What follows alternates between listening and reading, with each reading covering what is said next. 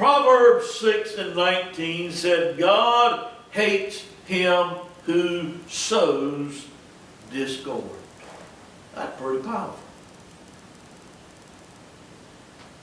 Pride is the chief cause of division in churches. It's the chief cause of division in families. I want my way, and by God, if I don't get it, I'm going to tear everything and everybody else up. Yeah.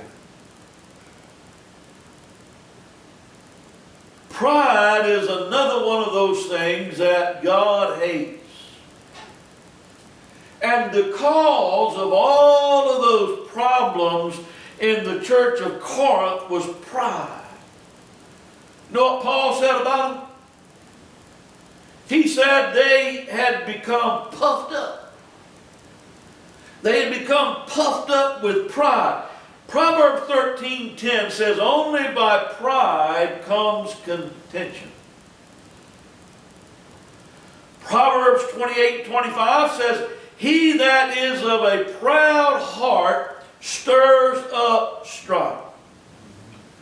You know, the folks in Corinth had a similar problem as many churches had today. You see, one of the great problems in Corinth had a lot of supernatural geniuses. They had a lot of supernaturally, spiritually people in the church of Corinth. They were super spiritual, so they thought. They thought they were following the Holy Ghost. They thought they were following an inner voice that they believed was the Spirit of God when they should have been following the Word of God. Say, preacher, don't you believe in the Holy Ghost? You better believe I believe in it. Amen. He's the third part of the Trinity. Exactly. But this book doesn't tell me to follow the Holy Ghost. This book tells me to follow Jesus Christ and His Word. Amen. Right? When you start following spirits, folks, you're going to find somebody leading you in the wrong direction. Wasn't the Holy Ghost to begin with. And there are a lot of spirits out there, folks, that want your attention to that. Imitators. 1986, two ships collided in the Black Sea off the coast of Russia. Hundreds of people died as a result when those two ships went down. And so, obviously, naturally, there was an investigation as to why these two ships collided with one another, and the cause wasn't what you might think. You know, fogs cause a lot of accidents at sea. Fog wasn't the problem. You know, navigational instruments cause a lot of accidents at sea, but they discovered that fog wasn't the problem. Navigational technology wasn't the problem. The radar wasn't the problem. The cause was pure human stubbornness. We let it go. You see, each ship had something called a captain. And each captain was aware of the other ship's presence, but both could have steered clear of the other at any time. But as they studied the reports, they discovered that neither captain wanted to yield the right of way to the other. And by the time they came to their senses, it was too late. You know, that's often the way Christians operate. And one of the problems in many churches is there are too many captains. Right?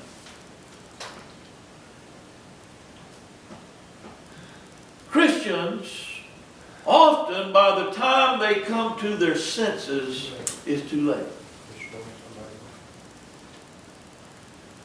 Pride is perhaps the sin that most of us as Christians struggle with the most. Jose Cubero was one of Spain's most brilliant matadors. His last words were, "Pele, this bull has killed me." He was 21 years old when he made a tragic mistake. He thrust that sword into the bull. And he watched that bull collapse, and he watched him bleeding as he collapsed. And immediately he considered the victory that he had won. And he turned to the crowd of folks that surrounded him as they applauded, but the bull was not dead. The bull rose, and the bull lunged and pierced his horn through Jose's back, which literally pierced his heart when it came through the other side. His own pride killed him. Pride is the root cause of most church problems. Look what I done now. The enemy will seek to divide. God's will is for us to unite. Last this morning, the cure for pride is the cross. Amen. Somebody said Christianity is a cross. And the cross is the letter I crossed out. It's the cross that will eliminate pride. Because the cross says it's no longer what I want. The cross now says it's what God wants. Amen. The cross now says God's will and God's word are the most important things in my life. That hymn we sing, "When I survey the wondrous cross, on which the Prince of Glory died, my riches gain I count but loss, and pour contempt on my pride." Our eyes should be off of ourselves and on others. Cross will fill us with humility, folks. Look at the attitude of the Apostle Paul. I am the least of the apostles, he said. I am the least of all saints, he said. Paul said, I am the chiefest of sinners. Cross will not only fill us with humility, the cross will fill us with love. Read about that over in 1 Corinthians chapter 13. Corinth's major problem was pride. They were puffed up. And Paul says that love is not puffy. Pride is selfish. Love is selfless. Listen carefully to what Jesus Christ said. He said, by this will men know that you are my disciples, if you have love one for another. Amen. Somebody said the world at its best needs the church at its best. The church at its best is one filled with humility and love. Love and humility will promote peace and harmony within the church. The cure for pride is the cross. The enemy will seek to divide. God's will is for us to unite. I would suggest to you this morning that the church is somewhat like a carpenter's toolbox. Carpenter uses all different kind of tools on the rock. to get the job done, especially if they want to get the job done right. And so all the carpenter's tools came together one day for a conference. They decided to have a seminar. Brother Hammer presided over the conference. You know Brother Hammer, right? Several other tools suggested that he leave the meeting because he was just a little too noisy with his loud hammering. Brother Hammer said, if I leave this shop, then Brother Screw needs to leave also. You have to turn him around over and over again and again to get him to accomplish anything. Needless to say, Brother Screw didn't appreciate what Brother Hammer had to say. Brother Screw said, I've got one thing to say before I leave here. If you wish, I'll leave. But Brother Plain, he needs to get on up the road too. All of his work is on the surface. His efforts have no depth. Well, how do you think that made Brother Plain feel?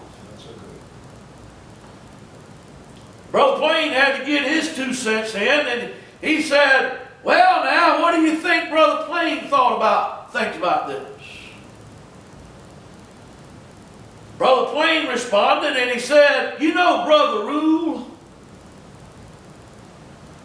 Brother Rule, he needs to withdraw. Brother Rule needs to get on up the road because he's always measuring folks as though he were the only one who's right.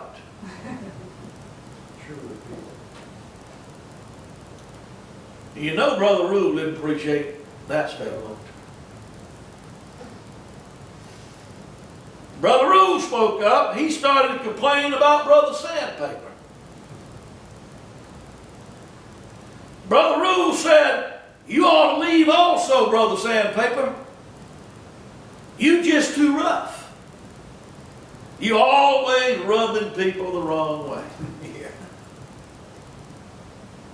Just about that time, the carpenter walked in. Carpenter was from Nazareth.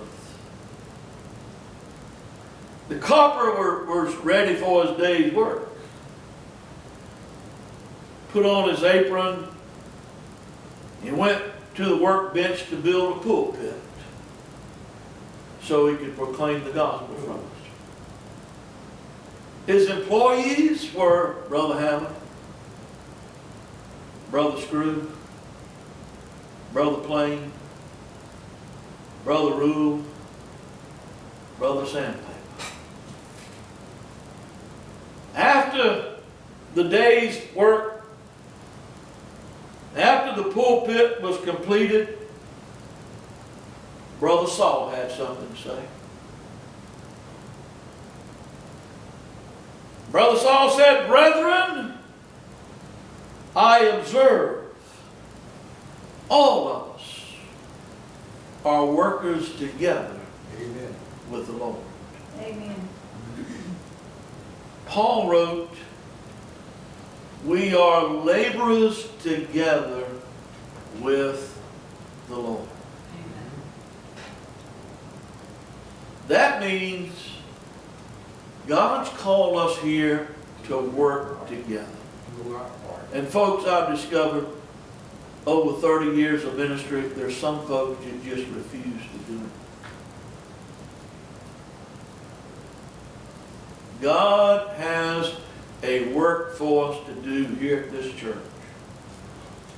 And make no mistake about it, Satan is well aware. And the enemy has done his best to hinder and to destroy the work that God has called us to. And I'm convinced when God gets us fully united, then He